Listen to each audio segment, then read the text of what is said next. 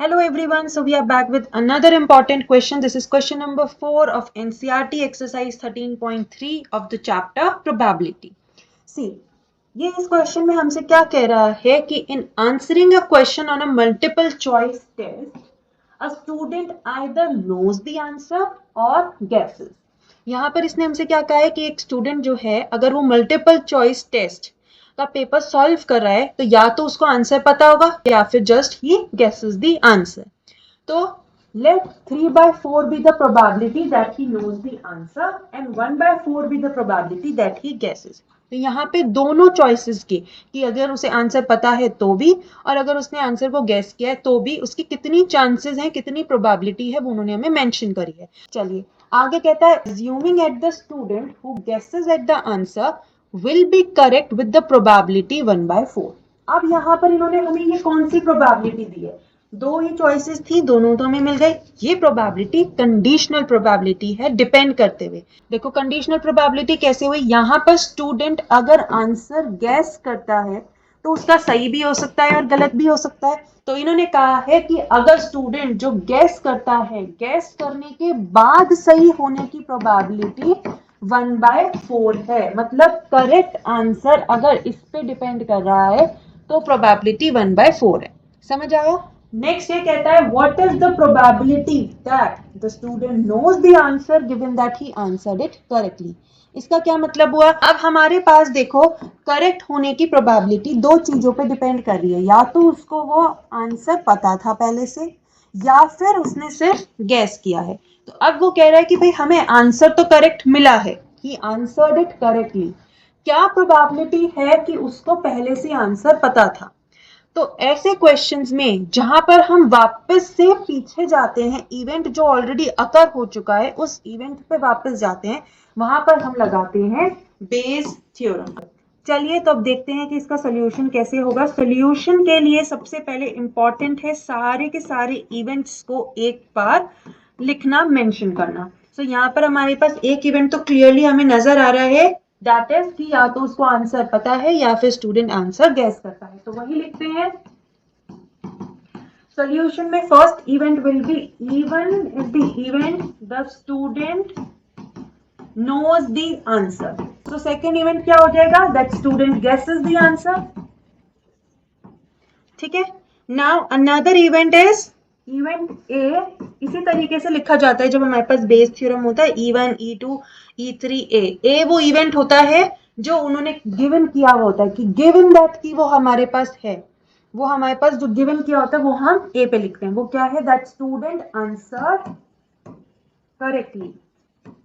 अभी मैंने बताया बेस थ्योरम लगेगी. अब आप देखो यहाँ पर हमारे पास जो इवेंट ए है वो इन दोनों पे डिपेंड कर रहा है. तो हमारे पास उसने आंसर दे दिया, आंसर की प्रोबेबिलिटी नहीं पूछ रहा, हमसे पूछ रहा है कि क्या उसको पता था या नहीं पता. तो हमसे वापस पीछे जाके, जब भी कोई हमसे वापस पीछे जाकर पूछे प्रोबेबिलिटी, तो वहां पर हम क्या लगाते हैं, बेस थ्योरम. ठीक है. तो ई ऑफ इवन क्या इन्होंने हमें दे रखा है, इवन कहता है स्टूडेंट नोज द आंसर. सो यहाँ पर इन्होंने क्या दिया, ये 3/4 वही तो प्रोबेबिलिटी है that student knows the answer. So P E one तो हमारे पास है 3/4. क्या पी ई2 हमारे पास है, यस ये भी हमें दे रखा है. 1/4 दैट ही गेसेस. तो इसकी probability student guesses the answer की कितनी हो जाएगी, 1/4. अब हमें कौन सी प्रोबेबिलिटी निकालनी है. देखो यहाँ पर इन्होंने हमसे क्या पूछा है कि find the probability that student knows the answer given that he answered it correctly. तो यहाँ पे डिपेंड कर रही है हमारे पास प्रोबेबिलिटी. नोज द आंसर को हमने किसी इवेंट से डिनोट किया है, इवन से. डिपेंड किस पे कर रही है, आंसर इट करेक्टली को हमने किससे बताया है, ए से. सो हमें P E one by A find करना है. Probability that student knows the answer given that he answered it correctly. समझ आया. ठीक है. सो यहाँ पर हमें लगानी है बेस थ्योरम. बेस थ्योरम क्या कहता है, according to Bayes theorem P E1 by A will be equal to P E1 multiplied by P A by E1 upon P E1 multiplied by P A by E1. Total probability से divide कर देते हैं. ठीक है. जितने भी events होते हैं उन हर एक की इवेंट्स की टोटल प्रोबेबिलिटी से भी डिवाइडेड. सो यहाँ पर हमारे पास ये फॉर्मूला है. सो हमारे पास P E1 भी है, P E2 भी है. अभी हमें P A by E1 and A by E2 और चाहिए। सो पी ए बाई E1 कितना हो जाएगा? यहाँ पर कंडीशनल प्रोबेबिलिटी कौन सी है? हमें ए की प्रोबेबिलिटी निकालनी है डिपेंड करते हुए E1 पे कि अगर E1 अकर हो गया, E1 के अकर होने के बाद ए की होने की क्या चांसेस हैं। तो E1 कहता है स्टूडेंट नोज द आंसर, तो स्टूडेंट ने आंसर सॉल्व करेक्ट किया होगा, उसकी क्या प्रोबेबिलिटी है। तो ये तो बहुत ऑब्वियस है, यदि अगर आपको आंसर पता है तो आप आंसर सही ही दोगे और हर बार सही दोगे। तो if you know the answer then answer will get correct 100%। So probability कितनी हो गई? 1। ठीक है, ये तो ऑब्वियस है, क्लियर है।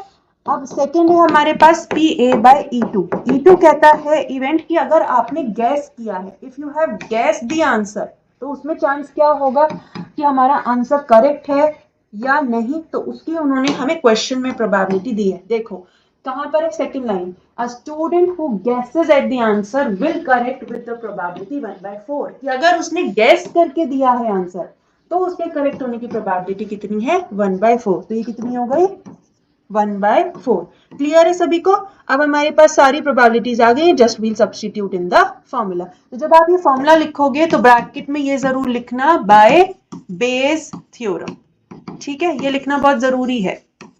रीजनिंग बहुत इंपॉर्टेंट होती है, जिसका फॉर्मूला स्पेशली जो नेम्ड फॉर्मूलेज होते हैं उनके लिए। ठीक है, सो पी E1 बाय ए कितना बना हमारे पास? पी E1 कितना है? 3/4 और P A by E1 is given to be 1, right? Then 3/4 into 1 plus P E2 is 1/4 and then P A by E2 is also 1/4. अब तो बस कैलकुलेशन बची है, कितना हो गया? 3/4 अपॉन 3/4 प्लस 1 अपॉन 16। ये कितना बन जाएगा? 3/4 अपॉन, ये यहाँ पर एलसीएम लेंगे 16 बनेगा 12 प्लस 1 विच इम्प्लाइज 3/4 अपॉन 13/16। अब आपको पता है ये हम कैसे सॉल्व करते हैं? ठीक है, सबको आता है। जो हमारे पास आउटर साइड में होते हैं वो एक साथ मल्टीप्लाई हो जाते हैं और ये एक साथ मल्टीप्लाई हो जाते हैं। तो 3 into 16 upon 4 into 13, 4 is the 16, तो which implies 12/13। तो हमारे पास आंसर कितना आया? 12/13 is the आंसर। ठीक है, आई होप आप सबको अच्छे से समझ आया होगा। ऐसे और भी क्वेश्चंस करने के लिए do subscribe my channel and hit the like button.